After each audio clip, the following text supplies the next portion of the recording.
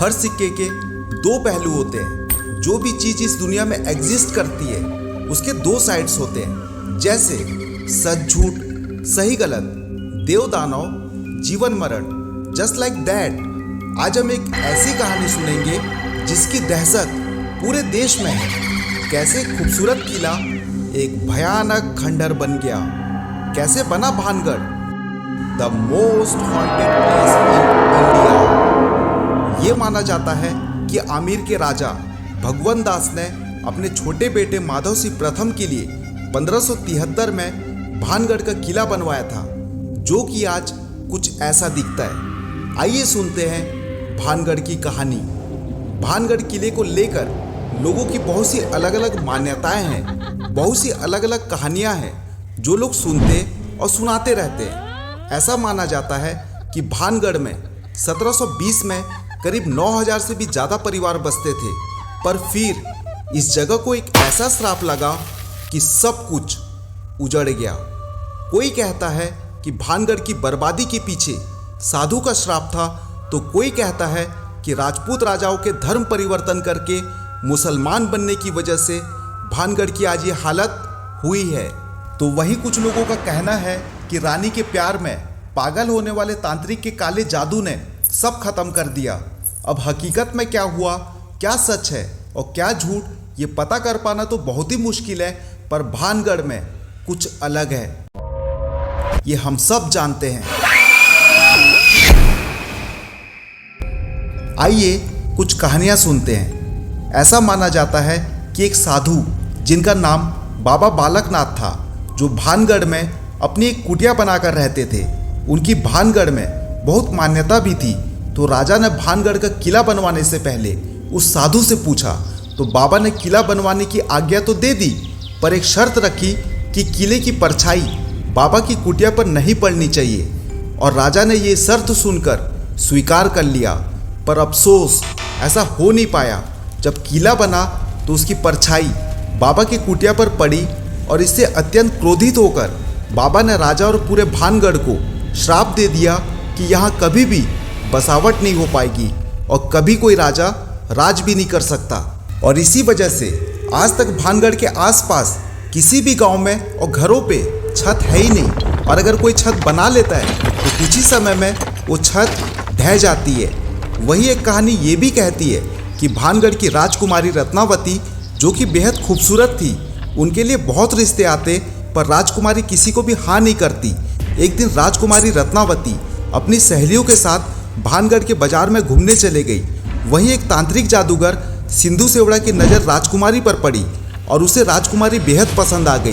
पर सिंधु ये भी जानता था कि राजकुमारी को हासिल कर पाना उसके बस की बात नहीं थी, तो उसने एक ऐसा काम करने का निश्चय लिया जिसे भानगढ़ की तकदीर हमेशा के लिए बदल गई। सिंधु ने देखा कि राजकुमारी अपने लिए इत्र खरीद रही है, तो उसने उनके इत्र की शीशी पर काला जादू कर दिया। जिससे होगा क्या, जैसे ही राजकुमारी वो इत्र लगाएंगी वो तांत्रिक की तरफ आकर्षित हो जाएंगी। पर वक्त रहते राजकुमारी को सिंधु की इस हरकत का पता लग गया और उन्होंने उस इत्र की बोतल को खिड़की से नीचे फेंक दिया, पर वो बोतल एक बड़े से पत्थर पर जा गिरी और जो जादू राजकुमारी पर होना था अब वो उस पत्थर पे हो गया था। पत्थर तांत्रिक की ओर आकर्षित हुआ और तांत्रिक पे जा गिरा, और इसी की वजह से तांत्रिक सिंधु की मौत हो गई। पर मरते मरते सिंधु ने पूरे भानगढ़ को और राजकुमारी रत्नावती को ये श्राप दिया कि रत्नावती कभी भी किसी की नहीं हो पाएगी और भानगढ़ में सिर्फ लाशें होंगी। और अगले ही साल भानगढ़ और अजबगढ़ में युद्ध छिड़ गया और भानगढ़ में लाशों का ढेर लग गया। इस युद्ध में अजबगढ़ जीत गया और भानगढ़ के लोग धीरे धीरे अजबगढ़ में बसने लगे। युद्ध के दौरान ही राजकुमारी की भी मौत हो गई और तब से भानगढ़ किला भूतों का भानगढ़ बन गया। आइए आपको आज का सच बताते हैं। आज भी हर सवेरे भानगढ़ के बाजारों के खंडरों में चूड़ियाँ, सिंदूर, इत्र और मिठाई फैली हुई मिलती है। ऐसा माना जाता है कि आज भी हर रात यहाँ बाजार लगता है। कौन लगाता है पता नहीं, कौन घूमने आता है ये भी नहीं पता, पर आसपास रहने वाले लोगों ने बाजार लगने का शोर इत्र की खुशबू, मिठाई बनने की खुशबू और बहुत सी चहल पहल का एहसास किया है। जब आप किले में घुसते हो तो आपको एक अलग सा एहसास होता है। कई बार तो ऐसा भी हुआ है कि बहुत से लोगों को भानगढ़ में घूमते हुए ऐसा लगा है कि कोई उन्हें फॉलो कर रहा है। लोग ऐसा भी कहते हैं कि कोई उनको आवाज़ दे रहा है, और कभी ऐसा लगता है कि लगातार उन्हें कोई देख रहा है, और कभी लगता है कि कोई हमारे साथ साथ चल रहा है। और ये सब 1, 2 या 3 लोग नहीं कह रहे हैं, ये ज़्यादातर लोग जो भानगढ़ किले को घूमने और देखने जाते हैं उन सब का कहना है। सरकार ने भानगढ़ पर सूरज ढलने के बाद एंट्री पर रोक लगाई है, क्योंकि ये कहा जाता है जो सूरज ढलने के बाद यहाँ आया है वो वापस नहीं जा सका, और ये लापता हो जाने और कभी वापस ना आने की भी कई कहानियाँ हैं।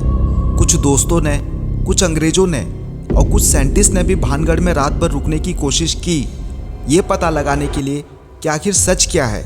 इनमें कुछ लोग कभी वापस नहीं आ पाए तो कुछ लोग वापस आकर भी कुछ बता नहीं पाए। अगर आप भूतों के भानगढ़ के बारे में और भी अनकही और अनसुनी चीज़ें जानना चाहते हैं और समझना चाहते हैं कि इसकी पीछे की कहानी है क्या, तो डिस्क्रिप्शन बॉक्स में हमारे ब्लॉग का लिंक है, आप उसे भी पढ़ सकते हैं।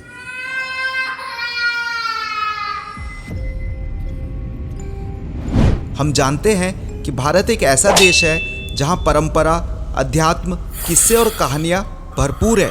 इसलिए यहाँ देखने, जानने, सीखने और समझने के लिए बहुत कुछ है। जुड़े रहिए हमारे साथ अविनाश 1989 चैनल में और जानते रहिए ऐसी इंटरेस्टिंग कहानियों और किस्सों के बारे में जो सच में अविश्वसनीय है।